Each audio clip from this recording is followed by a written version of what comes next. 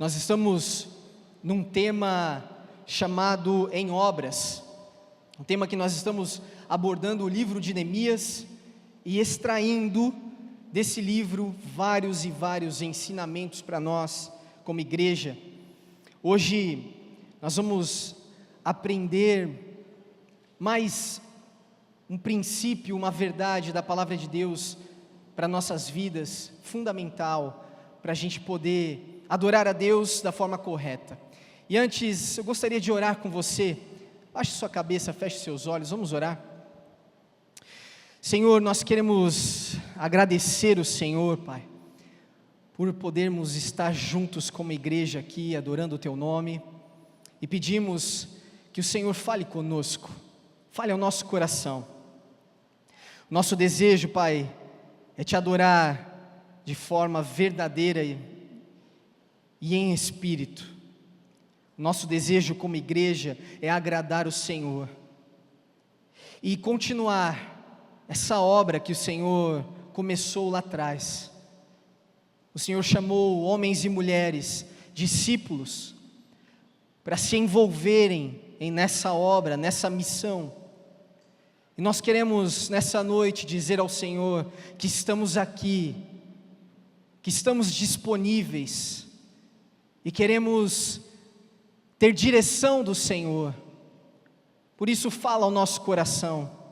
Espírito Santo, revela a nós a Tua verdade, para que nós possamos Te adorar da forma correta. Nós oramos assim, no nome de Jesus, amém e amém. Amém. Na história da humanidade, Deus levantou vários homens e mulheres, e deu uma visão, encheu o coração desses homens, dessas mulheres, com direção, norte, visão, para que algo grandioso fosse realizado. Na palavra de Deus nós temos vários e vários exemplos desses homens e mulheres. Na década de 40, por exemplo, teve um homem chamado Billy Graham, que recebeu a visão de Deus de que ele pregaria para multidões. Deus colocou no coração desse homem que ele encheria estádios para falar do Evangelho e levaria milhares de pessoas ao conhecimento de Cristo. E esse homem de fato realizou essa grande visão e missão que Deus deu. E desde então, Billy Graham levou 210 milhões de pessoas ao conhecimento do Evangelho. Milhares e milhares de pessoas conheceram a palavra de Deus, seja por rádio, seja por televisão, ou seja num estádio de futebol. Aqui no Brasil, Billy Graham encheu nada mais, nada menos que o Maracanã, e levou muitas pessoas a aceitarem essa mensagem poderosa, a irem aos pés da cruz de Cristo.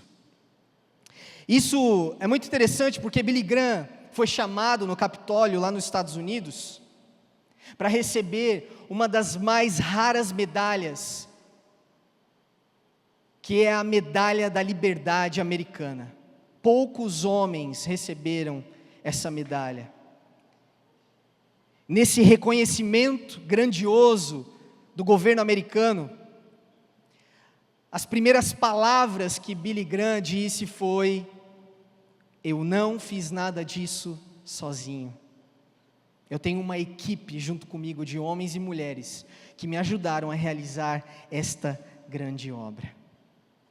Da mesma forma, hoje nós vamos ver no capítulo 3 do livro de Neemias, que Neemias não realizou a construção dessa grande obra dos muros de Jerusalém sozinho. Muitos homens e mulheres se envolveram nessa visão, nessa missão que Neemias recebeu de Deus. Esse texto, capítulo 3, fala da estratégia que Neemias usou para realizar essa grande obra. E o título dessa mensagem, se você quer anotar aí, uma grande obra não se faz sozinho. Uma grande obra não se faz sozinho. Abra a sua Bíblia no capítulo 3 de Neemias, e vamos ver como Neemias se levanta nesse capítulo como um grande líder. Capítulo 3 diz o seguinte: então o sumo sacerdote Eliasibe e os outros sacerdotes começaram a reconstruir a porta das ovelhas. Eles a consagraram, colocaram as portas no lugar e reconstruíram o muro até a torre dos 100, que também consagraram, e até a torre de Hananel. Os habitantes da cidade de Jericó trabalharam ao lado deles, e mais adiante estava Zacur, filho de Imri. A porta do peixe foi construída pelos filhos de Hassenaá. Colocaram as vigas, levantaram as portas e puseram os ferrolhos e as trancas. Meremote, filho de Urias e neto de Racós, consertou o trecho seguinte do muro. Ao seu lado estava Mesulão, filho de Berequias e neto de Mesezabel. E mais adiante, Zadok, filho de Banaá. Os habitantes de Tecoa consertaram o trecho seguinte, embora os seus líderes se recusassem a trabalhar com os supervisores da construção. Os reparos da porta antiga foram realizados por Joiada, filho de Paseia, e por Mesulão, filho de Bezodias. Colocaram as vigas, levantaram as portas e puseram os ferrolhos e as trancas.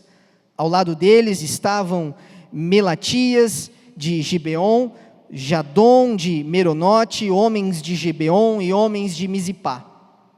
Cidades sob a autoridade do governador da província a oeste do rio Eufrates. Uziel, filho de Haraías, ourives de profissão, consertou o trecho seguinte, e mais adiante estava Hananias, fabricante de perfumes. Reconstruíram Jerusalém até o muro largo.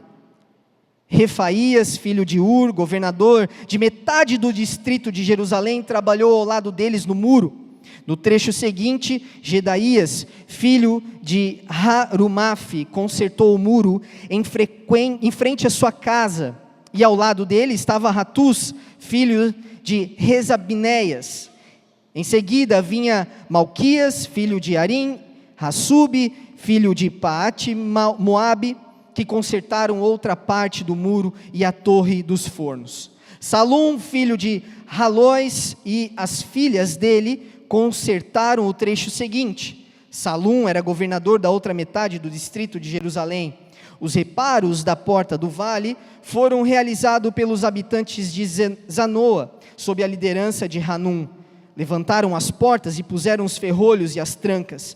Também consertaram os 450 metros seguinte do muro até a porta do esterco.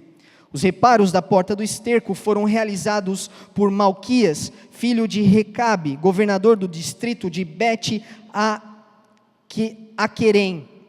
Ele a reconstruiu, levantou as portas e pôs os ferrolhos e as trancas. Os reparos da porta da fonte foram realizados por Salum, filho de Col-Ozé, governador do distrito de Mispá. Ele a reconstruiu, colocou o telhado, levantou as portas e pôs os ferrolhos e as trancas. Além disso, consertou o muro do tanque de Siloé, perto do jardim do rei, e reconstruiu o muro até os degraus que descem da cidade de Davi. Ao lado dele estava Neemias, filho de Asbuque, governador de metade do distrito de Bet-Zur. Ele reconstruiu o muro desde o lugar em frente dos túmulos da família de Davi até o reservatório de água e até a casa dos guerreiros. Os reparos do trecho seguinte foram realizados por um grupo de levitas que trabalharam sob a supervisão de Reum, filho de Bani. Depois deles vinha Assabias, governador de metade do distrito de Keila, representando o seu distrito. No trecho seguinte, trabalharam seus parentes, liderados por Binui, filho de Henadad, governador de outra metade do distrito de Keila. Ezer, filho de Jesua, governador do distrito de Mispá, consertou o trecho seguinte do muro, desde o lugar em frente da subida para a casa das armas, até a esquina do muro. Mais adiante, Baruque, filho de Zabai, consertou com grande zelo o trecho desde a esquina do muro, até a entrada da casa do sumo sacerdote Eliasibe. Meremote, filho de Urias e neto de Racós, reconstruiu o trecho do muro desde a entrada da casa de Eliasibe até o fim da casa. Os reparos do trecho seguinte foram realizados pelos sacerdotes que moravam ao redor da cidade. Ao seu lado, Benjamim e Hassub consertaram um trecho em frente às suas casas. E Azarias, filho de Maazéias e neto de Ananias, consertou o trecho ao lado de sua casa. Em seguida, vinha Binui, filho de Henadade, que consertou o trecho desde a casa de Azarias até a esquina do muro. Palau, filho de Uzai, consertou o trecho em frente da esquina do muro e da torre do palácio real, ao lado do pátio da guarda. Ao lado dele estava Pedaías, filho de Parós, e os servidores do templo que moravam na colina Ofel, que consertaram o muro até o lugar em frente à porta das águas. A leste da torre do palácio, mais adiante, os habitantes de Tecoa consertaram outro trecho, desde o lugar em frente da grande torre alta até o muro de Ofel. Os reparos acima da porta dos cavalos foram realizados pelos sacerdotes. Cada um consertou o trecho do muro em frente da sua própria casa. Depois deles, Zadok, filho de Emer, também consertou o trecho do muro em frente à sua casa. Ao seu lado estava Semaías, filho de Secanias, guarda da porta oriental. Hananias, filho de Selemias, e Hanum, sexto filho de Zalaf, consertaram o trecho seguinte, enquanto Mesulão, filho de Berequias, consertou o trecho em frente de onde ele morava. Malquias, um dos ourives, consertou o muro até as casas para os servidores do templo e para os negociantes em frente da porta da guarda. Então continuou o trabalho até a sala superior da esquina. Os outros ourives e negociantes consertaram o muro desde a sala superior da esquina até a porta das ovelhas. Uma salva de palmas para a palavra do Senhor.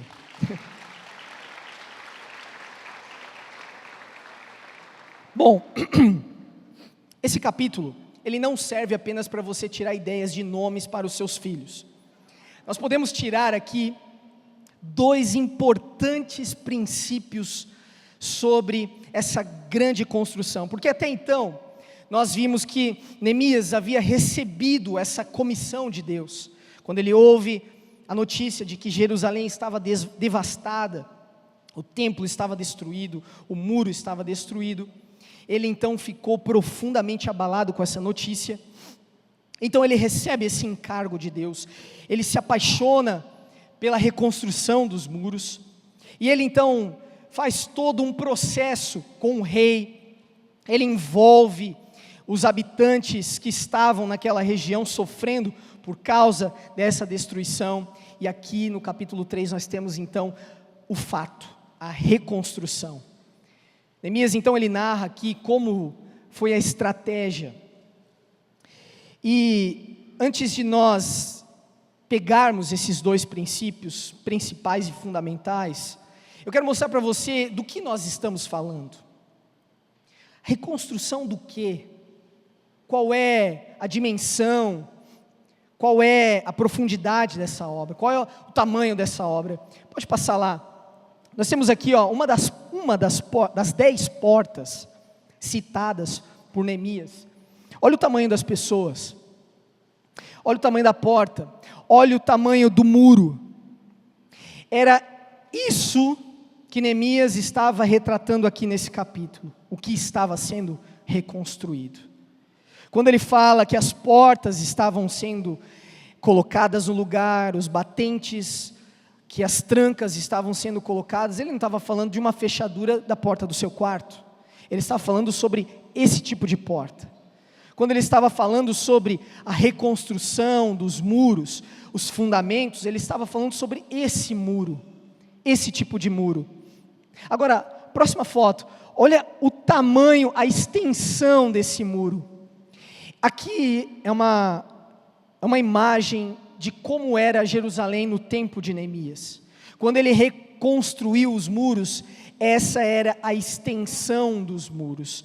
A altura era aquela que você viu na foto anterior, as portas eram aquelas, as portas retratadas aqui, e essa era a extensão. Agora pensa que essa obra não era qualquer obra, não era uma obra simples, não era uma obra fácil, mas Neemias então aqui nesse capítulo retrata que essa obra foi feita e como ela foi feita. Portanto, uma grande obra, uma visão, ela precisa de um líder que possa oferecer para que aconteça essa obra, algo que nós chamamos de coordenação. Todo projeto precisa de coordenação. Toda grande obra precisa ser coordenada.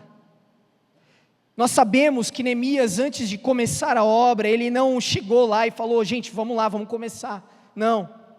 A palavra fala no capítulo anterior que Neemias, ele pegou o seu cavalo e deu uma volta completa na cidade, sozinho, para olhar o tamanho do estrago que havia acontecido.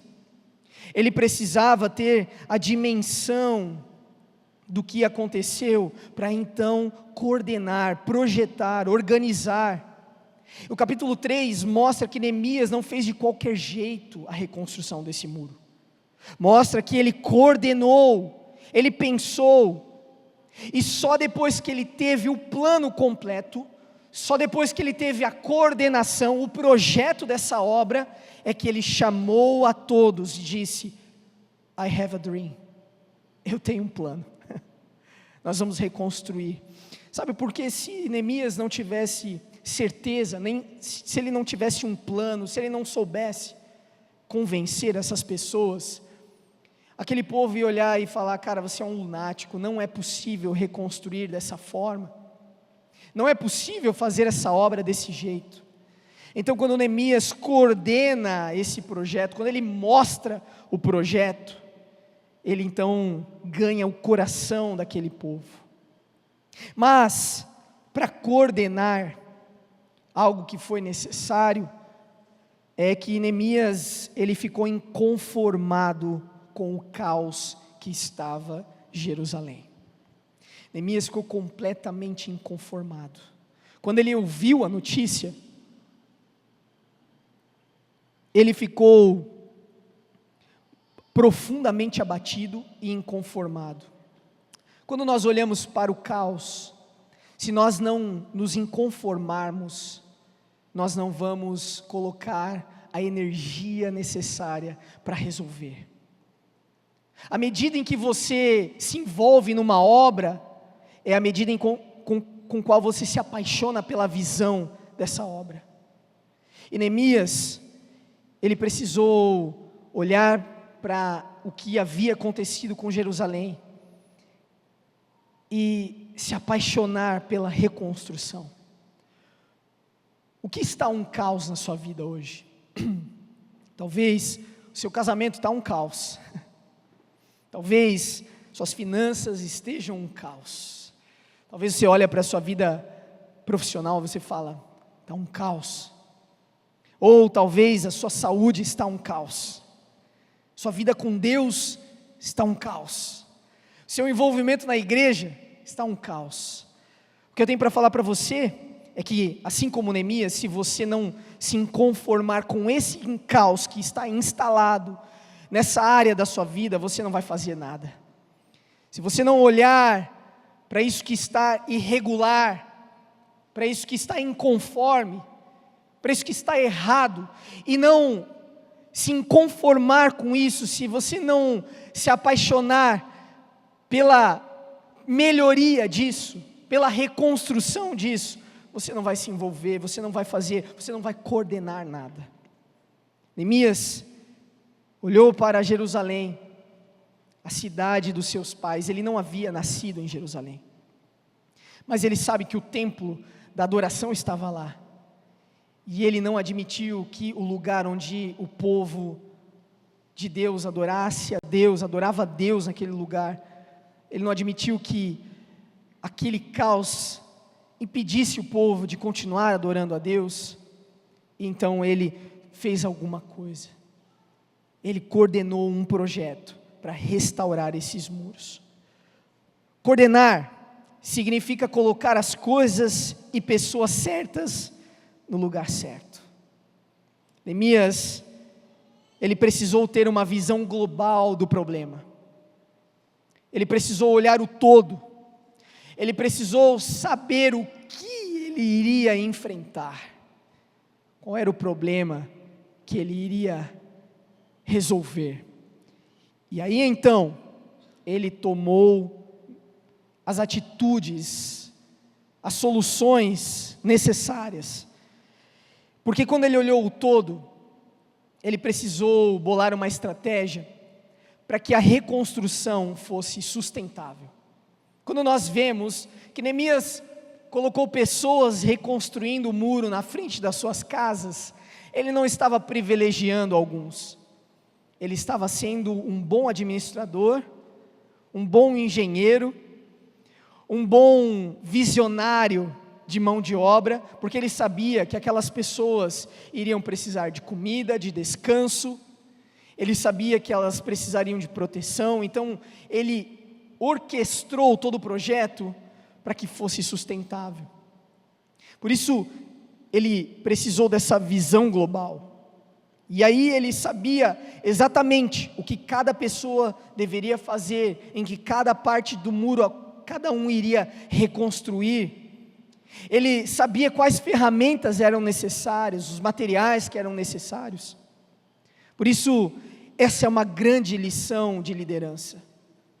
Neemias, como líder, ele se envolveu com as pessoas, ele se importou com as pessoas, ele deu responsabilidade para alguns, diferente de outros. Para alguns, ele deu a direção de construir alicerces, para outros, colocar a porta, para outros, apenas algum pedaço do muro, algum reparo. Para você ter uma ideia, teve um homem que colocou até suas filhas para trabalhar. Ou seja, todo o povo se envolveu nessa obra.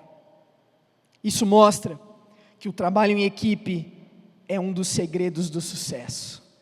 Se você é líder em algum âmbito, seja na sua casa, seja no seu trabalho, seja em qualquer lugar, o trabalho em equipe é um segredo para realizar um projeto importante. Neemias sabia disso, por isso ele distribuiu o trabalho de forma coerente para pessoas que poderiam carregar o fardo desse trabalho. Um outro princípio da coordenação é que Neemias se importou com a harmonia da equipe. Dá para perceber quando ele escreve, por termos como, por exemplo, ao lado de, junto com. Quando Neemias descreve isso, ele está descrevendo o quanto aquela equipe, aquele povo, tinha harmonia no seu trabalho. O quanto havia harmonia, o quanto havia envolvimento. Ninguém estava buscando glória pessoal nessa reconstrução. Todos estavam olhando para uma finalidade. Qual? Reconstruir os muros. E nisso, todos se envolviam com algum tipo de trabalho, sem se comparar. Vou tentar de novo. Sem se comparar um com o outro. Melhorou? Tá bom. Nessa equipe, nós percebemos que as pessoas não queriam competir, eles não queriam ser melhor, eles não queriam mostrar um para o outro o quanto eram bons, ou o quanto o seu trabalho era mais importante. Essa não era a preocupação desse povo. Ao contrário, muitas vezes que nós vemos no nosso dia a dia, existe um canibalismo, onde parece que um quer devorar o outro, mostrando que é melhor que o outro, uma briga de ego, mostrando que o seu trabalho é mais importante, que o que faz é mais importante, que o que sua igreja é mais importante, quando no fim das contas nós estamos trabalhando para o mesmo fim, estamos participando da mesma obra. E Neemias está mostrando aqui para nós que aquele povo estava tão engajado, estava tão harmônico aquele trabalho, que ao invés de haver competição, havia amor e interesse um pelo outro, havia gratidão no coração deles, porque eles sabiam que estavam realizando uma grande obra. James Hunter, uma grande autoridade no assunto de liderança no meio business, escreveu inclusive um livro chamado O Monge, o Executivo, e um segundo livro, Princípios de Liderança sobre o Monge e o Executivo, alguma coisa nesse sentido. Não, Princípios de Liderança de um servidor, sei lá, alguma coisa nesse sentido, desculpa, me falha a memória agora. Eu li esse livro e percebi que esse autor, embora sendo um autor secular, ele extraiu da vida de Jesus vários e vários princípios de liderança servidora. Ele diz o seguinte: a chave para a liderança é executar as tarefas enquanto constrói relacionamentos.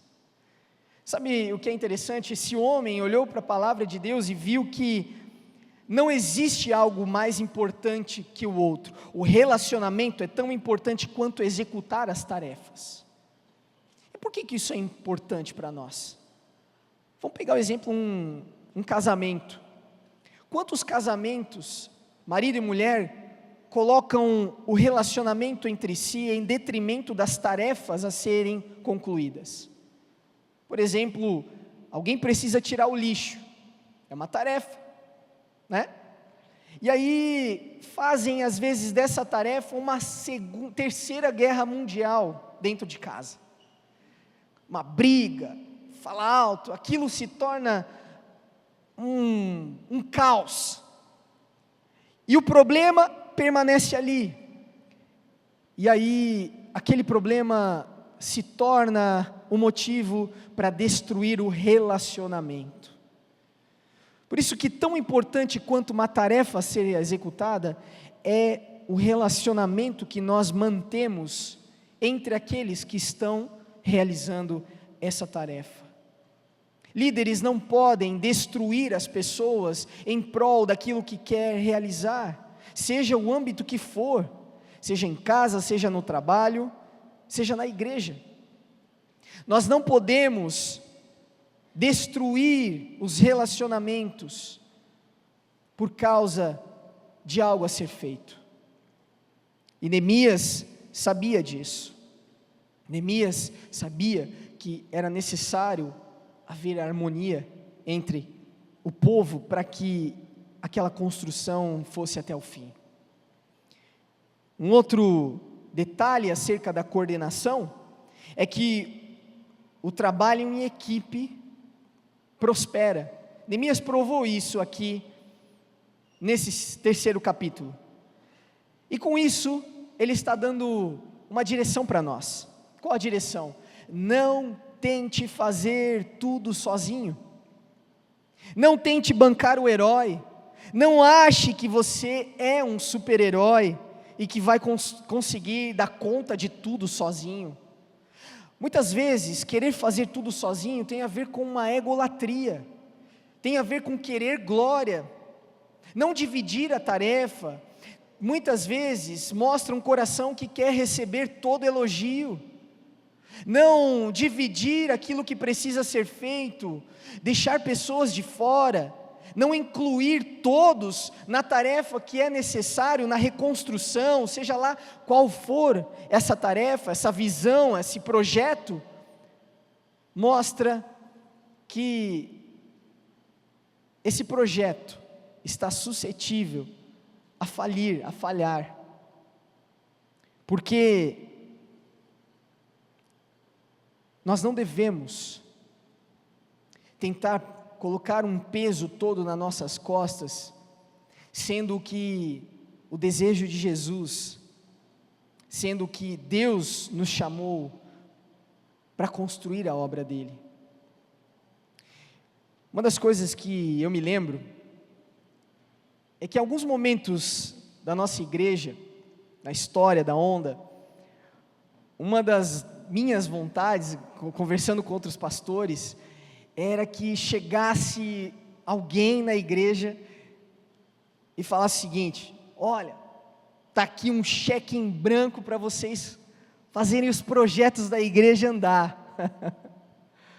Nós achávamos que era possível isso acontecer, até Deus então um dia ministrar o nosso coração dizendo: eu quero despertar a generosidade de todos e não apenas de uma pessoa.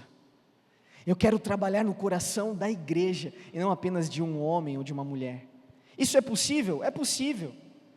Mas nós percebemos que o desejo de Deus é que todos nós possamos e tenhamos a oportunidade de nos envolver na obra de Deus. E Neemias está mostrando esse princípio para nós através dessa coordenação da reconstrução do muro. Neemias poderia selecionar ali os homens mais fortes, os mais preparados, os mais inteligentes, os mais aptos, e ter feito a tarefa apenas com essa elite, com essas pessoas, mas não foi isso que ele fez. Neemias envolveu todo o povo, ele chamou todo o povo para participar, deu tarefa para todas as pessoas. Isso nos leva ao segundo ponto. O primeiro ponto é que todo projeto precisa de coordenação. E todo projeto precisa também de cooperação. Todo projeto precisa de cooperação. Neemias não apenas organizou a reconstrução. Neemias não apenas se levantou como um líder que, com a visão que Deus deu a ele, com o entendimento, com a sabedoria, formou um plano, um projeto. Ele mobilizou todos a participarem dessa grande missão, desse grande projeto. Ninguém ficou de fora. Por um lado, nós precisamos ter a coordenação, o projeto, mas sem a cooperação desse povo, esse projeto não seria concluído. Se o povo não olhasse para Neemias, se o povo não escutasse esse plano, esse projeto de Neemias, se o povo não se engajasse e dissesse: bora, eu acredito nessa visão, eu creio que ela vem de Deus, nós vamos reconstruir os muros. Se não houvesse essa cooperação, os muros não seriam reconstruídos. Neemias não conseguiria fazer essa obra sozinho. Por isso, ninguém ficou de fora. Homens de lugares diferentes, diferentes ocupações, trabalharam juntos para reconstruir esses muros. Neemias disse que sacerdotes, levitas, pessoas comuns, porteiros, guardas, fazendeiros, ourives, farmacêuticos, mercadores, empregados do templo e mulheres se envolveram nessa reconstrução. As filhas, até as adolescentes, filhas de um homem, também participaram. Essa obra estava acessível a todos que quisessem participar. E sabe o que é mais interessante? É que Neemias, ele não ficava lá assim: tu está trabalhando não? Então dá uma chicotada nele aqui que ele não está trabalhando.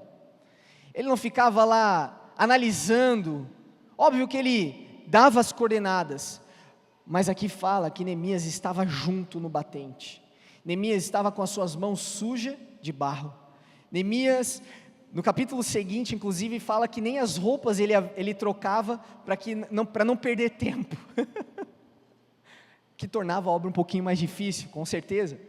Mas ele não queria perder tempo, ele queria estar envolvido. Quando olhavam para Neemias, ele estava numa escada com um martelo batendo lá nas portas, daqui a pouco ele já estava num muro, puxando um balde, de repente ele já estava cavando um buraco. Neemias estava junto nessa obra. Isso mostra que Neemias era um exemplo. Neemias estava envolvido lado a lado com todos. Você precisa ser um exemplo. As pessoas precisam de exemplos. No seu trabalho, na sua casa, na igreja, aonde quer que você esteja, as pessoas precisam de exemplos. Falar não adianta.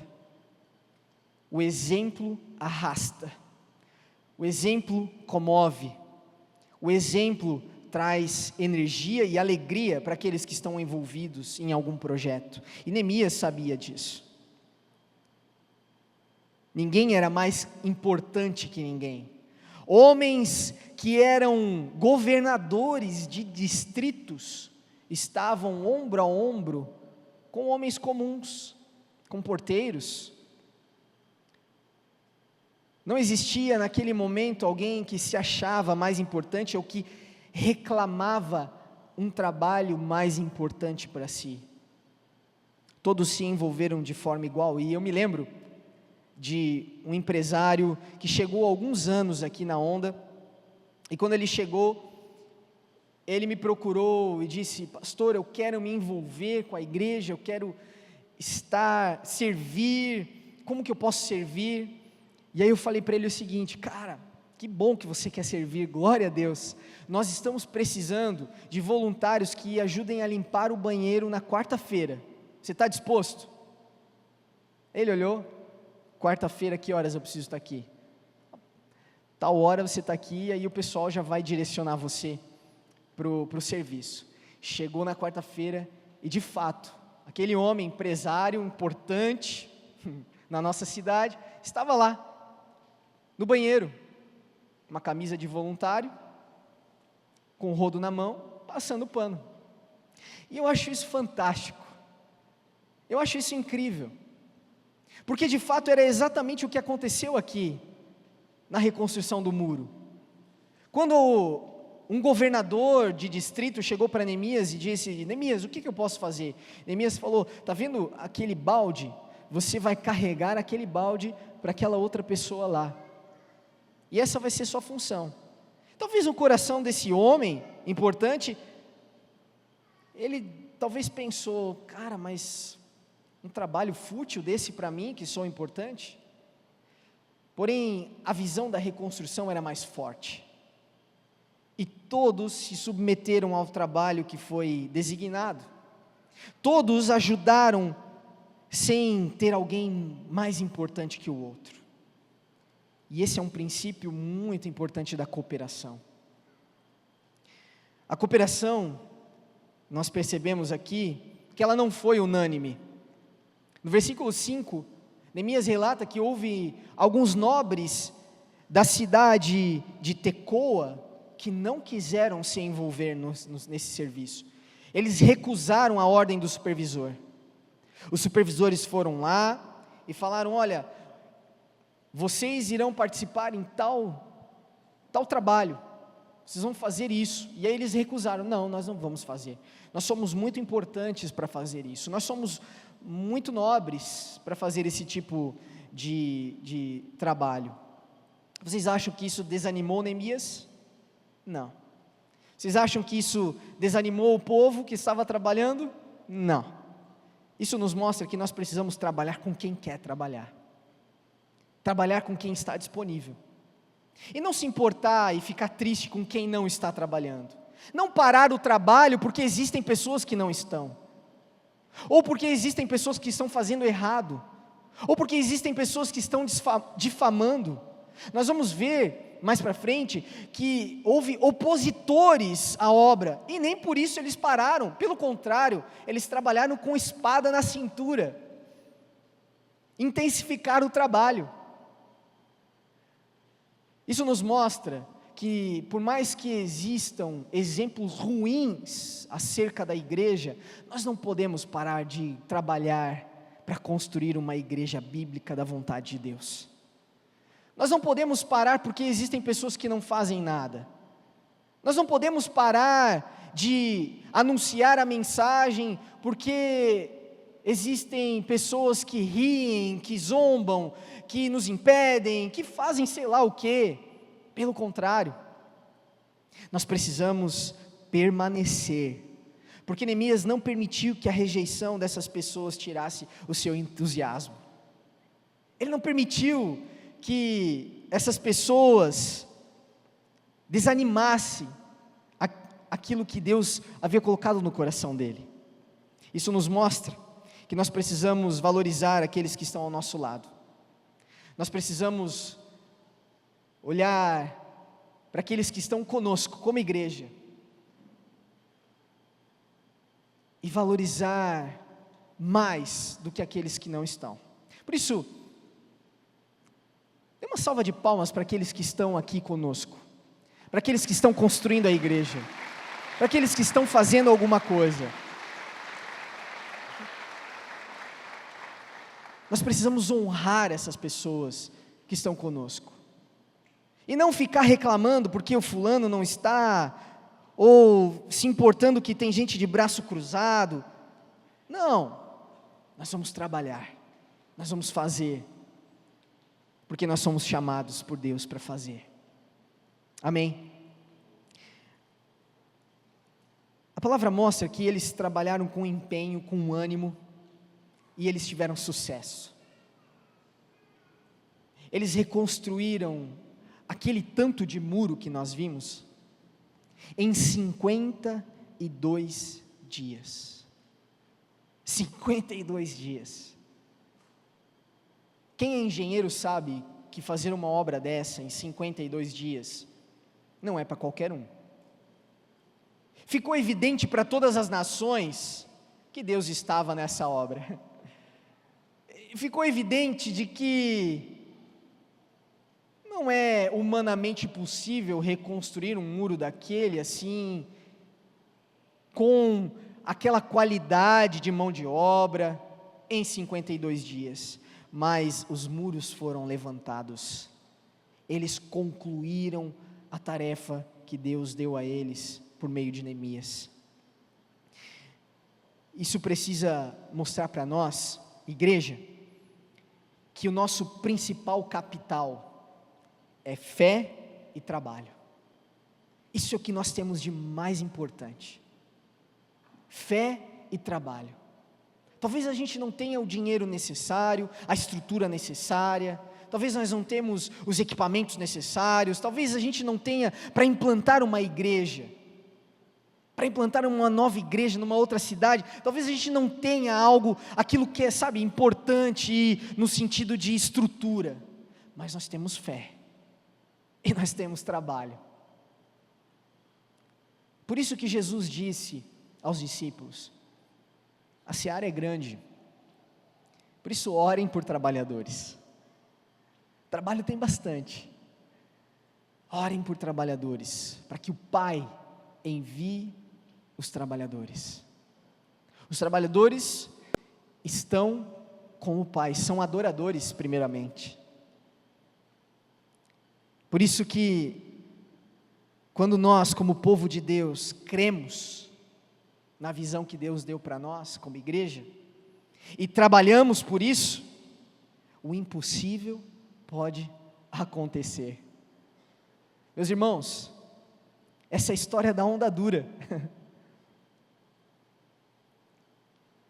2007, nós tínhamos uma visão muito pequena acerca do que Deus podia fazer. Nosso sonho era ter 300 jovens, e por meio de um líder, a qual Deus deu a visão, que é o pastor Lipão, nós fomos muito além, e temos muito ainda o que fazer, e vamos ainda muito mais. Nós vamos pelas nações, Portugal, Estados Unidos, Inglaterra, Japão. Eu não sei onde Deus vai nos levar, mas nós temos bastante trabalho, e temos fé. Temos ou não temos? É por isso que o impossível pode acontecer. Um muro daquele porte que parecia impossível ser reconstruído, em 52 dias foi construído, porque aquele povo creu na visão que Neemias tinha, que Deus havia dado para ele, e trabalhou incansavelmente, e chegaram à conclusão. O que é a igreja? Martin Bucer, um teólogo, descreve a igreja da seguinte forma: a igreja de Cristo é a reunião e a comunidade daqueles que são reunidos e integrados em Cristo, nosso Senhor, por seu Espírito e por sua palavra num só corpo. Assim, tornam-se membros um dos outros, cada qual com a sua função e com a sua tarefa, com vistas ao aperfeiçoamento mútuo de todo o corpo e de seus membros. Uau, que definição incrível! Essa definição ele não tirou de si mesmo, obviamente, ele tirou de vários e vários textos bíblicos. Mas o que eu quero chamar sua atenção é que você está envolvido numa grande obra. Se você é igreja, se você foi batizado em Cristo Jesus, se você se tornou membro da igreja de Cristo, você está envolvido numa grande obra. Numa obra a qual o apóstolo Paulo diz que cada membro cumpre uma função. Você recebeu dons, talentos, habilidades, para desenvolver uma parte dessa obra. A obra que Deus está fazendo em nós como igreja é nos preparar para esse encontro com Ele, nos aperfeiçoar, nos edificarmos mutuamente com esses dons, com esses talentos. E sabe o que é mais interessante? É que Jesus nos chamou todos para participar. Ele não deixou de fora ninguém. Ele disse: quem quer trabalhar tem trabalho. Quem quer se envolver vai poder contribuir de alguma forma. E você está envolvido nessa grande obra. O que me deixa fascinado nesse texto é a revelação de Cristo.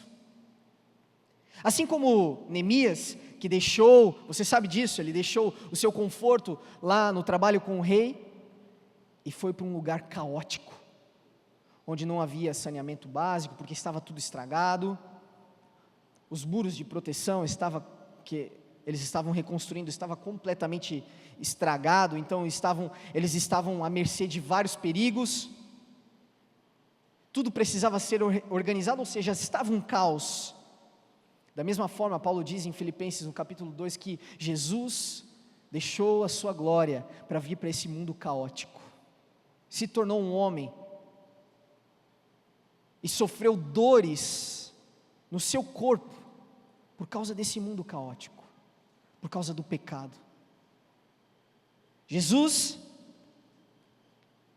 ele iniciou uma grande obra, ele veio fazer a vontade do Pai, e deu início à sua igreja. Ele veio fazer uma obra redentora, de restauração. Para isso, ele andou na praia, ele andou nos lugares de coleta de impostos, em prostíbulos, ele andou nas ruas, nas cidades, e onde ele ia, ele anunciava: o reino de Deus está próximo, o reino de Deus chegou. Quem quiser participar, me segue. Pescadores se envolveram nessa obra, prostitutas se envolveram nessa obra, traidores do povo judeu se envolveram nessa obra, ladrões se envolveram nessa obra, médicos se envolveram nessa obra, dentistas, ourives, farmacêuticos, professores, donas de casa, todos se envolveram nessa obra, e disseram: eis-me aqui, estamos juntos, vamos reconstruir essa obra. Mas a gente pode acreditar que Jesus deixou essa obra? Não. Quando ele ressuscitou e foi assunto aos céus, ele disse para aqueles que estavam envolvidos nessa obra: que Ele estaria conosco até o fim dos tempos. Não tenham medo. Não tenham medo daqueles que vão se opor. Não tenham medo das aflições, não tenham medo dos ventos contrários, porque eu estarei com vocês até o fim dos tempos. Eu sou o governador dessa obra, eu sou o cabeça da igreja, eu sou o líder dessa igreja e eu vou conduzir vocês. Você está envolvido nessa obra. Por meio da igreja, Jesus está convocando homens e mulheres a trabalhar nessa construção, a construção de um templo. Ué, que templo? O templo que Pedro diz que é um templo espiritual, uma casa de habitação de Deus, a qual você e eu somos as pedras vivas que compõem essa casa. Foi para essa grande obra que você foi convocado. Fique em pé no seu lugar, vamos orar.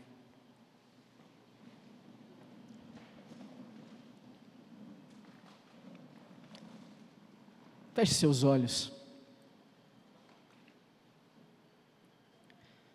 Talvez você ainda não tinha tido a dimensão do que é a igreja. Mas Neemias, através desse capítulo, nos revela algo muito mais excelente. Naquele tempo, os muros precisavam ser reconstruídos. O templo precisava ser reconstruído. A adoração precisava ser reconstruída.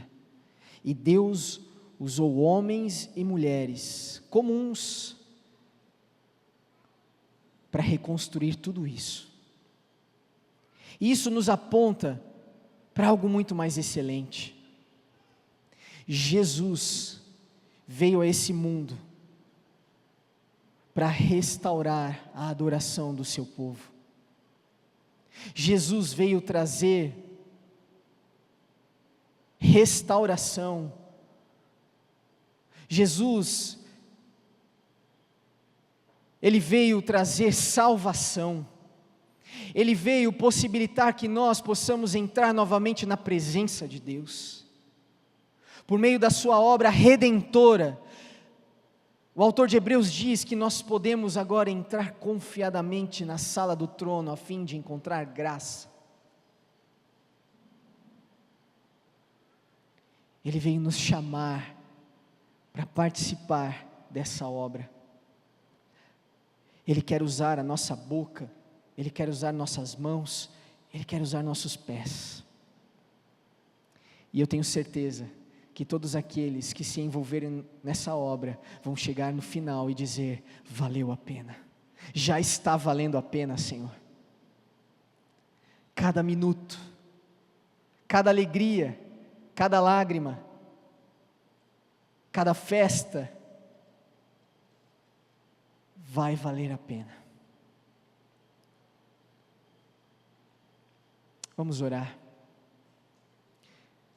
Senhor, nós queremos agradecer ao Senhor, Pai, por nos possibilitar se envolver nessa obra, se envolver, Senhor Jesus, nessa maravilhosa obra que é a Tua igreja, e tudo aquilo que ela está fazendo nesse mundo, o que o Senhor está fazendo no mundo por meio da igreja, pelo seu corpo. Nós queremos te agradecer, porque nós, primeiramente, não merecemos se envolver com essa obra, nós não temos capacidade, mas graças ao Teu Espírito, o Senhor tem nos capacitado dia a dia, o Senhor tem nos aperfeiçoado de glória em glória, o Senhor tem nos dado direção. Por isso, Pai, que o nosso coração possa estar apaixonado pela visão que o Senhor deu a essa igreja, que o nosso coração se envolva, Pai, com o caos que o Senhor está agindo por meio da igreja, com aquilo que o Senhor quer resolver por meio da igreja, com os corações que nós podemos alcançar por meio do corpo, e que cada um de nós, seja o trabalho que for, possamos não ser como aqueles da cidade de Tacoa, se achar nobre demais para participarmos dessa grande missão. Que nós possamos ser como aquele povo que não mediu esforços, Pai, para se envolver na reconstrução dos muros. Que nós possamos valorizar o trabalho de cada um e oferecer aquilo que temos em nossas mãos, o talento que temos em nossas mãos, o dom que temos em nossas mãos, para contribuirmos, para que a tua igreja avance e prospere cada vez mais. Nós te agradecemos assim, Senhor, no nome de Jesus, amém e amém. Dê uma salva de palmas a Jesus. Eu não sei você, mas eu me sinto privilegiado de poder participar dessa grande obra que é a igreja, amém? Você pode dar um amém para isso?